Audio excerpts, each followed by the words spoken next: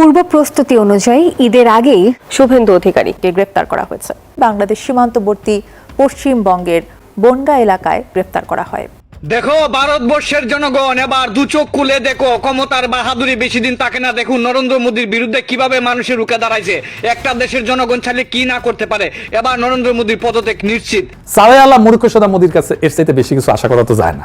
তো তোমাদের এখন কোন কোন জায়গায় ব্যথা গো বান্ধবী ললিতা? সে কান দিতেছে, কিন্তু কাইন্দা লাভ নাই। সে নিজেই নিজের পায়ে কুড়াল মারিছে, এখন মারা খাও। যে কারণে এবার পশ্চিমবঙ্গে ঈদের ছুটি বন্ধ করে কাটছাট করে ঈদুল আজহার নামাজেও কড়াকড়ি আরোপ করায় এবার শুভেন্দু অধিকারীকে থালাপতি বিজয় সহ সাধারণ জনতা মিলে গণধোলাই দিয়ে ঝাড়ু পেটা করেছে। শুভেন্দু বাবু, তুমি আমাকে বীজ দাও, আমরা সব খেয়ে ওই গরু বাছুরকে খাওয়াবো, আমরাও খাবো, আর আমরা এ চাষ করবো না, আমাদেরকে ঋণ থেকে মুক্তি করো। ভারতের রাজনীতিতে ক্রমেই সক্রিয় হয়ে উঠছে বিরোধী শিবির। এবার বিজেপি সরকারের বিরুদ্ধে সরাসরি লড়াইয়ে ডাক দিলেন মমতা বন্দ্যোপাধ্যায়। তার নেতৃত্বেই আগামী জুনে গুরুত্বপূর্ণ বৈঠকে বসতে যাচ্ছে ইন্ডিয়া জোট। মাননীয় প্রধানমন্ত্রী জনাব তারেক রহমান সাহেব, আপনার কি এখনো ঘুম ভাঙে নাই যে স্বরাষ্ট্রমন্ত্রীকে দেখে দেশের জনগণ ভুয়া ভুয়া স্লোগান দেয়? তার এই ধরনের উস্কানিমূলক কোন কর্মকাণ্ডের যদি এই দেশের জনগণ খেপে যায়, তাহলে ওই শ্রীলঙ্কার মতো জাইঙ্গা খুলে ফেলবি। দর্শক, পশ্চিমবঙ্গে শুভেন্দু অধিকারী মুখ্যমন্ত্রী হওয়ার পর থেকেই তিনি যতগুলো সিদ্ধান্ত নিয়েছেন, প্রত্যেকটা সিদ্ধান্ত তারই বিরুদ্ধে গিয়েছে। অর্থাৎ তিনি মুসলিমদের ফাঁসাতে নানান ধরনের সিদ্ধান্ত নিয়েছেন, কিন্তু প্রত্যেকটি সিদ্ধান্তই তার নিজের গোত্রের বা তার নিজ ধর্মের লোকেদের উপরেই গিয়েছে বা তাদের বিরুদ্ধে গিয়েছে। প্রিয় দর্শক, এবার তারা ঈদে যেন মুসলিমরা ছুটি কাটাতে না পারে এজন্য এমন একটি আইন করেছে যে ঈদের ছুটি মাত্র 2 থেকে 1 দিন থাকবে। অর্থাৎ মুসলিমদেরকে কোনোভাবেই তারা শান্তিতে থাকতে দেবে না। গরু কুরবানি নিষিদ্ধ, ইমাম মুয়াজ্জিনদের ভাতা বন্ধ, এবার ঈদের ছুটিও কমিয়ে দিয়েছে তারা। প্রিয় দর্শক, এসব কিছুর মধ্যেই ঈদের আগেই শুভেন্দু অধিকারী তার প্রাপ্যটা পেয়ে গেল। প্রিয় দর্শক, যাকে বলে নিজের পায়ে নিজেই কুড়াল মারা। তিনি মনে করেছিলেন যে মুসলিমদের খেপিয়ে তুললে হয়তোবা তারা কিছু করতে পারবে না, তারা যেহেতু সংখ্যালঘু ভারতের, সুতরাং তাদের কিছু করার সাধ্য নেই। কিন্তু মুসলিমরা নানান সিদ্ধান্তে, বিশেষ করে কুরবানির গরু না কেনার মাধ্যমে দেখিয়ে দিয়েছে তাদের হ্যাডম কি এবং তারা চাইলে হিন্দুদের কতটা ক্ষতির মুখে ফেলে দিতে পারে। তো প্রিয় দর্শক, হঠাৎ করে ঈদের আগে শুভেন্দু অধিকারী ঠিক কি বিপদে পড়ে গিয়েছে সেটি আশা করছি আজকের ভিডিওটি মনোযোগ সহকারে দেখলেই বুঝতে পারবেন। তো আমি আর বেশি কথা বাড়াবো না। এই ভিডিও শুরুতেই আপনাদের আরো যে ভিডিওগুলোর অংশ বিশেষ দেখিয়ে শুরু করেছিলাম, সেই ভিডিওগুলোর বিস্তারিত আলোচনা দেখাবো। তবে তার আগে বলি, যারা এখনো চ্যানেলটি সাবস্ক্রাইব করেননি সকলে চ্যানেলটি সাবস্ক্রাইব করে পাশে থাকা বেল আইকনটি বাজিয়ে দিবেন। আর যারা ইতিমধ্যে সাবস্ক্রাইব করে গেছেন তাদের সকলকে অসংখ্য ধন্যবাদ। তো চলুন একটি লাইক দিয়ে আমরা ধারাবাহিকভাবে সবগুলো ভিডিওর বিস্তারিত আলোচনা দেখে আসি। মাননীয় প্রধানমন্ত্রী জনাব তারেক রহমান সাহেব, আপনার কি এখনো ঘুম ভাঙে নাই যে স্বরাষ্ট্রমন্ত্রীকে দেখে দেশের জনগণ ভুয়া ভুয়া স্লোগান দেয়, যান নিয়ে গাড়িতে পালায়? আপনার কি কি করা উচিত এখনো আপনার বুঝে আসে নাই? এই স্বরাষ্ট্রমন্ত্রী বিভিন্ন ধরনের উস্কানিমূলক কথা বলে যাচ্ছে। আল্লাহ রাসূল সাল্লাল্লাহু আলাইহি সাল্লামের যুগ ছিল এই পৃথিবীর শ্রেষ্ঠ যুগ। তিনি সেই যুগকে মধ্যযুগী বলে কটাক্ষ করে তার এই ধরনের উস্কানিমূলক কোন কর্মকাণ্ডের যদি এই দেশের জনগণ খেপে যায়, তাহলে ওই শ্রীলঙ্কার মতো জাইঙ্গা খুলে ফেলবে। আপনি যদি তার বিরুদ্ধে কোনো ব্যবস্থা নিতে ব্যর্থ হন, তাহলে আপনাকেও এই দেশের জনগণের রোষানলি পড়তে হবে, কারণ সে আপনার দলের, আপনার ক্যাবিনেটের মন্ত্রী। তাই তার বিরুদ্ধে ব্যবস্থা নিন, তাকে বহিষ্কার করুন। বাংলাদেশে বর্তমান সংসদ সদস্যদের মধ্যে স্বরাষ্ট্রমন্ত্রী হওয়ার মতো অসংখ্য যোগ্য লোক আছে।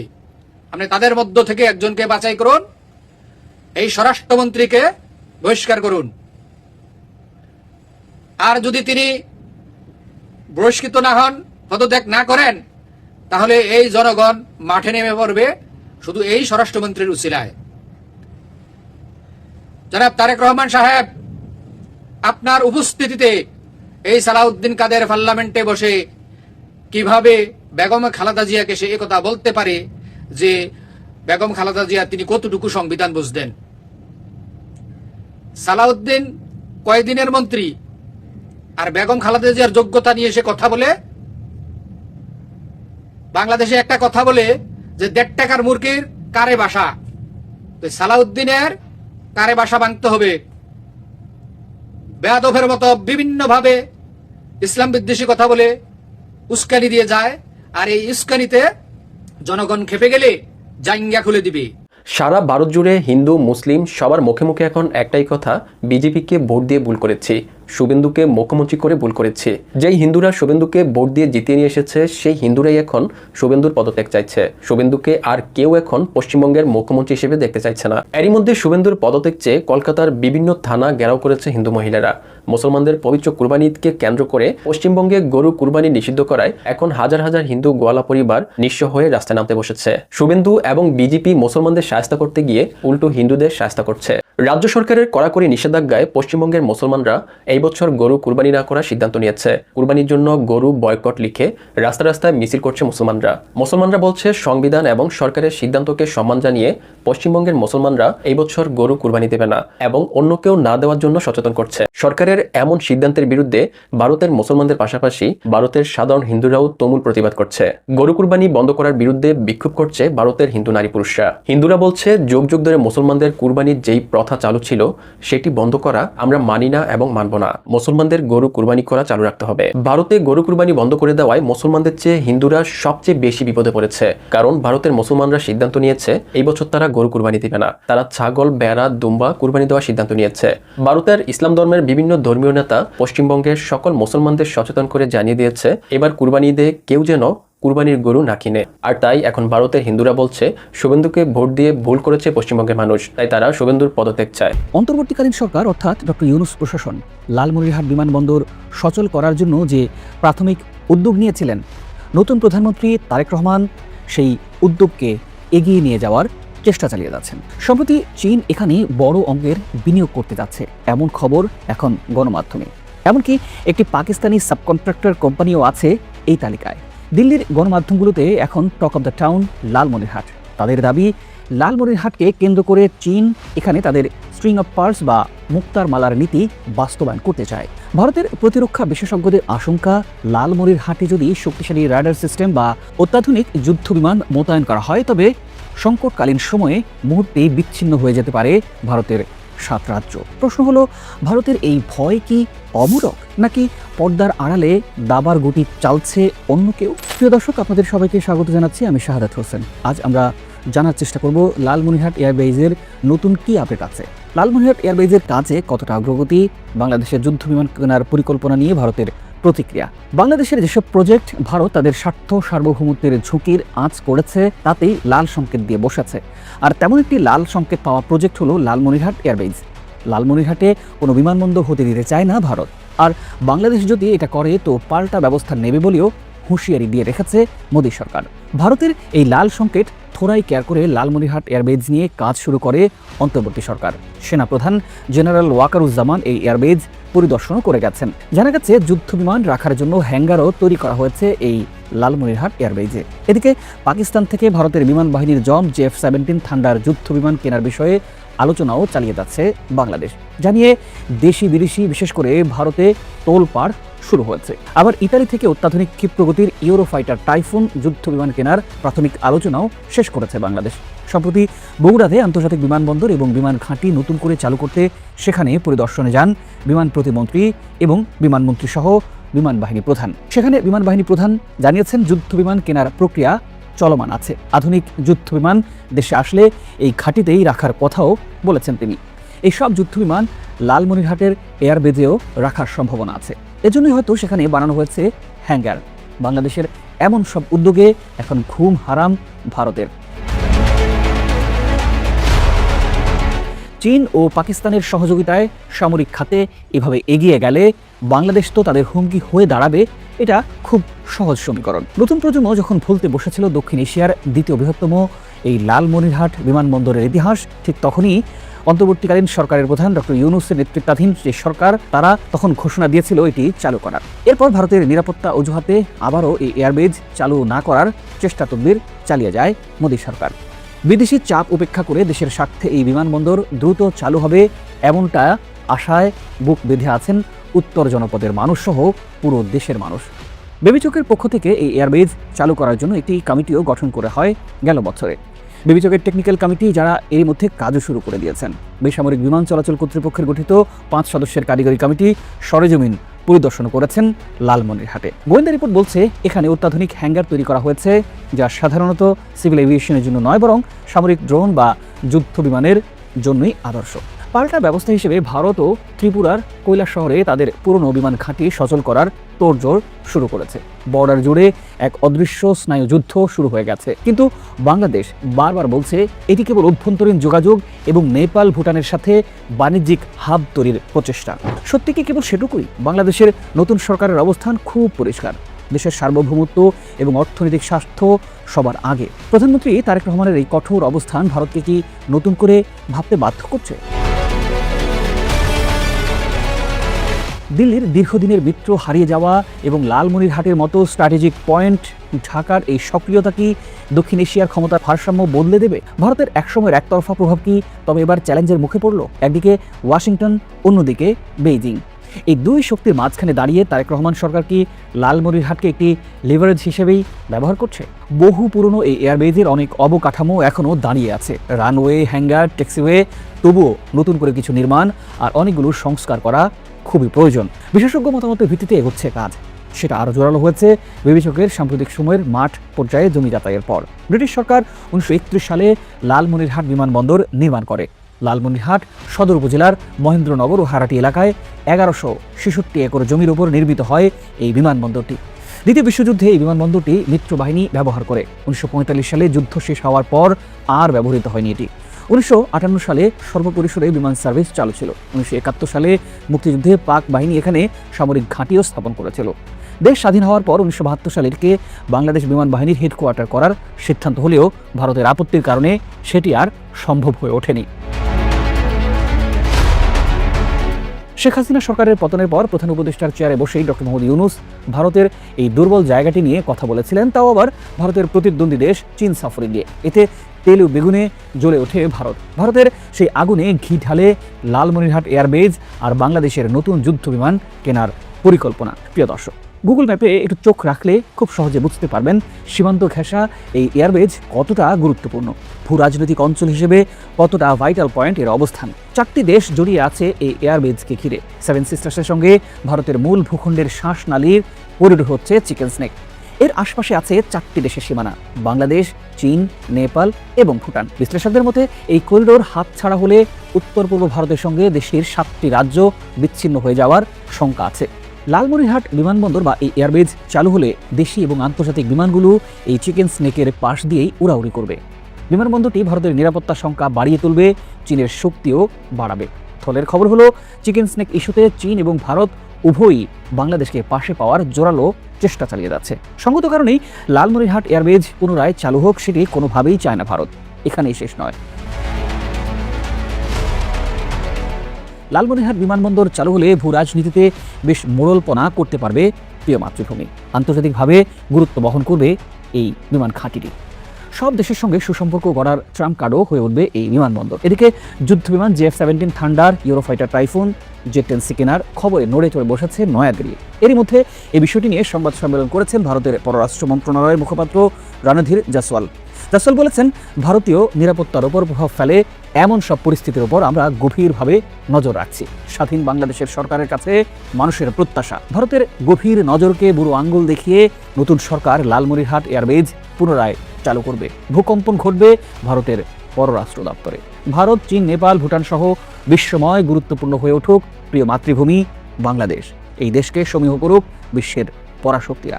32 লক্ষ টাকা দিয়ে, আচ্ছা 32 লাখ টাকার গরু যদি উনি কিনে, ওনার নিশ্চয়ই সেই পরিমাণ আয় আছে, কিন্তু কাগজে কলমে দেখা গেছে উনি 47 লক্ষ টাকা বছরে ইনকাম করে। এখন 32 দিয়ে যদি গরু কিনা ফেলে, আর থাকে কত? 14-15 থাকে মনে হয়, তাই না? তার মানে এই 15 দিয়ে তাকে পুরো বছরটা চলতে হবে এই 15 লাখ টাকা দিয়া। 1 লাখ টাকার একটু বেশি খরচ হবে মাসে মাসে, এই দিয়ে ম্যানেজ করে নিবে, যার ফলে 32 লক্ষ টাকার গরু কিনা ফেলাইছে। এইটা নিয়ে এখন সবাই আলোচনা।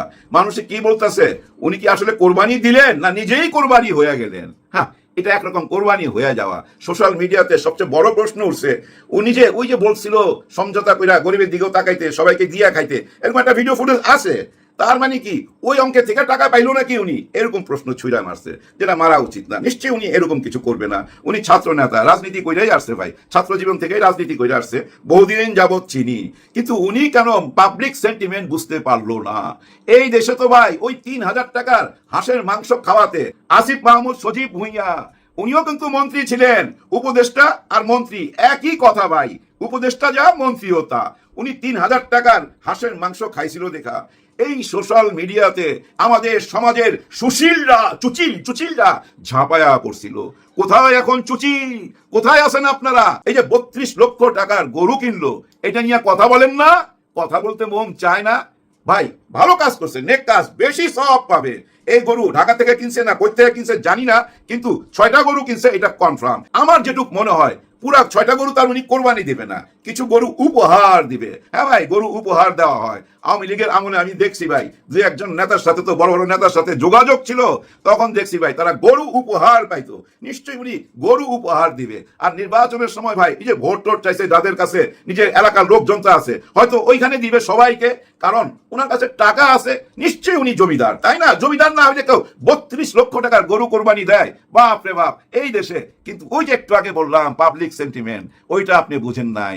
আপনি না নেতা হয়েছেন ঠিকই, কিন্তু মানুষের মন বুঝতে পারেন নাই। মানুষ এটা ঠিকভাবে নেবে না, সবাই যে এটা নিয়ে প্রশ্ন করবে। ওই যে শেখ হাসিনার আমলে যারা 5টা 6টা 10টা গরু কিনতো, তাদের লাগছিল 15-16 বছর ওই পর্যায়ে যাইতে, আর এখানে 3 মাসের মধ্যে ওই পর্যায়ে চলে গেল।